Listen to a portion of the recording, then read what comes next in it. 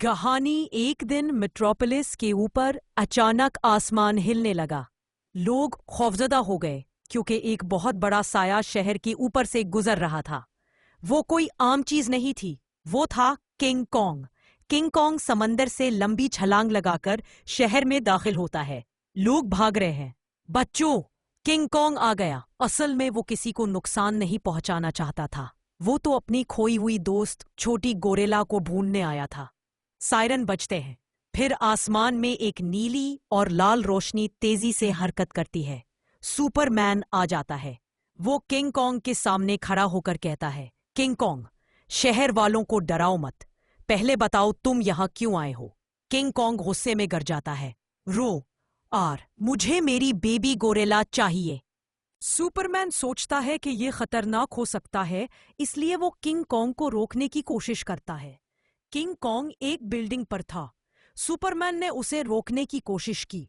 दोनों की टक्कर से हवा में जोर का धमाका हुआ, लेकिन लड़ाई सिर्फ कुछ सेकंड्स चली क्योंकि सुपरमैन ने महसूस किया कि किंग कॉन्ग बुरा नहीं, उसका दिल दुखी था।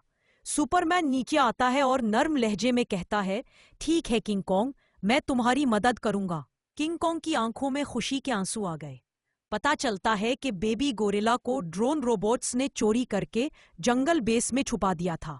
इन रोबोट्स का लीडर एक मैड साइंटिस्ट था जो जायंट एनिमल्स पर एक्सपेरिमेंट्स करना चाहता था। सुपरमैन उड़ता है, किंग कॉन्ग छलांग लगाता है। दोनों जंगल की तरफ मिशन पर निकल पड़ते हैं। रोबोट्स फायरिंग करते हैं। सुपरमैन उनकी लेजर्स रोक देता है।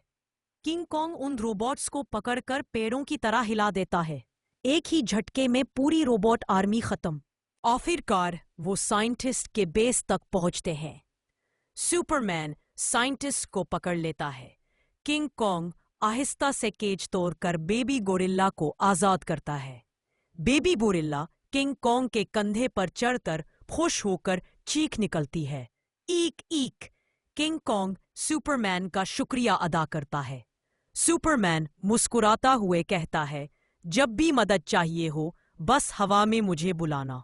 किंग कॉन्ग जंगल की तरफ वापस चला जाता है और पूरी मेट्रोपोलिस खुशी से झूम उठती है। मोरल सबक, असल ताकत दोस्ती और समझदारी में है। ताकत सिर्फ काम आती है जब दिल में नरमी हो।